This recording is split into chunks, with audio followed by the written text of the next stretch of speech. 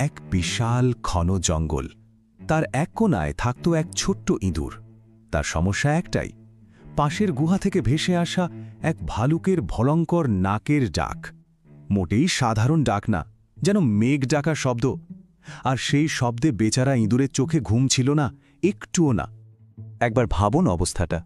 একদিকে একটা ছোট্ট অসহায় ইঁদুর যার ঘুম হারাম হয়ে গেছে, আর অন্যদিকে এক পাহাড় সমান ভালুক যে শীতের ঘুমে কতটা শক্তিশালী শব্দ করছে তার কোনো খবরই নেই। তফাতটা সত্যি আকাশ পাতাল। বেচারা ইঁদুর কি না চেষ্টা করেছে, আলতো করে ঝাঁকুনি দিয়েছে, কাছে গিয়ে ডাকার চেষ্টা করেছে, শেষ পর্যন্ত একটা ভেঁপু এনে জোরে জোরে বাজিয়েছে, কিন্তু না, কোনো লাভ হয়নি। কোনো কিছুতেই কিছু হলো না। ওই যে বলে না, বিশাল পাহাড়ের সামনে একটা ছোট্ট পাথরের মতো অবস্থা। যখন ইঁদুরটা একদম ভেঙে পড়েছে, সব আশা শেষ, ঠিক তখন জঙ্গলের বাকি বন্ধুরা একটা পরামর্শ দিল।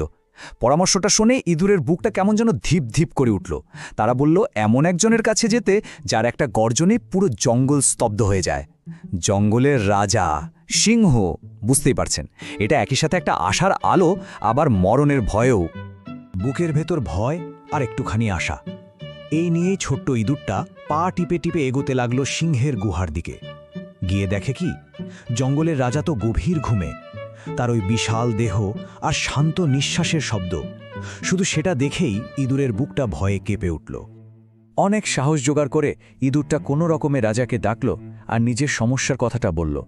কিন্তু সিংহের ঘুম ভাঙতেই সে মেজাজ হারিয়ে ফেলল।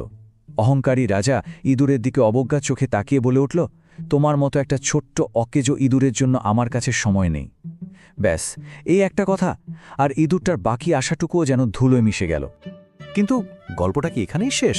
না, ইঁদুরটাকে তাড়িয়ে দিয়ে সিংহটা চুপচাপ গুহার আরেকটা কোণায় চলে গেল। কারণ সবার আড়ালে জঙ্গলের এই বিশাল শক্তিশালী রাজারও একটা গোপন কষ্ট ছিল, এমন একটা দুর্বলতা যা সে কারো সামনে আনতে চায় না।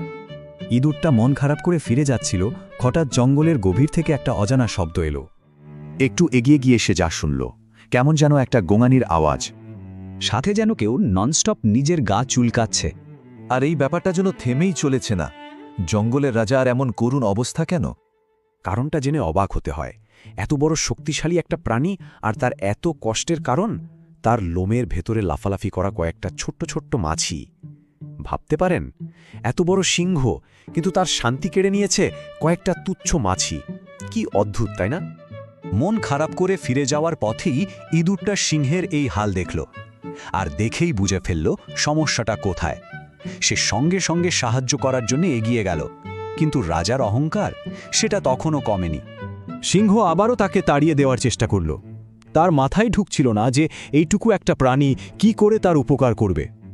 সে গর্জন করে বলল, তুই আমাকে কি সাহায্য করবি? তুই তো একটা ছোট্ট ইঁদুর, যা এখান থেকে।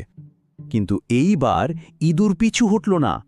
সে সব ভয় ভুলে এক লাফে উঠে পড়ল সিংহের বিশাল পিঠে, আর শুরু করল এক এক করে ওই মাছিগুলোকে বের করা। সিংহ তো তখন যন্ত্রণায় পাগল প্রায়, কখনো গাছের সাথে গা ঘষছে, তো কখনো হঠাৎ করে জলের মধ্যে ঝাঁপ দিচ্ছে, জোরালো গা ঝাড়া দিচ্ছে। আর এই সব কিছুর মধ্যে ছোট্ট ইঁদুরটা কোনো রকমে নিজের জীবন বাজি রেখে রাজাকে সাহায্য করে যাচ্ছে। অবশেষে যখন শেষ মাছিটাও চলে গেল, সিংহ যেন হাঁফ ছেড়ে বাঁচল। এবার সে লজ্জায় মাথা নিচু করল। বুঝতে পারল, যাকে সে একটুক্ষণ আগে তুচ্ছ ভেবে তাড়িয়ে দিয়েছিল, সেই আজ তাকে বাঁচালো। তার গলায় তখন আর অহংকার ছিল না, ছিল শুধু কৃতজ্ঞতা। সিংহ এবার তার ভুলটা সত্যি সত্যি বুঝতে পেরেছিল।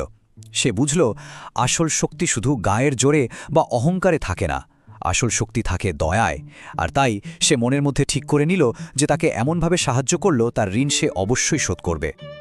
জঙ্গলের রাজা এবার গেল সেই ভালুকের গুহার সামনে, গিয়ে দাঁড়ালো, একটা গভীর নিঃশ্বাস নিল, তারপর শুধু মাত্র একটা গর্জন করল। আর সেই একটা গর্জনের জোর এতটাই ছিল যে শুধু ভালুক না, মনে হচ্ছিল গুহার পাথরের দেয়ালগুলো পর্যন্ত যেন ঠকঠক করে কেঁপে উঠল।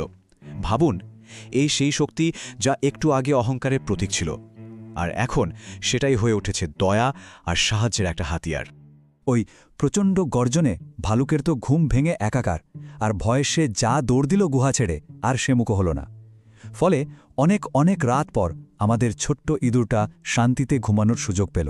তার ছোট্ট সমস্যাটা শেষ পর্যন্ত সমাধান হলো এক বিশাল শক্তির সঠিক প্রয়োগে।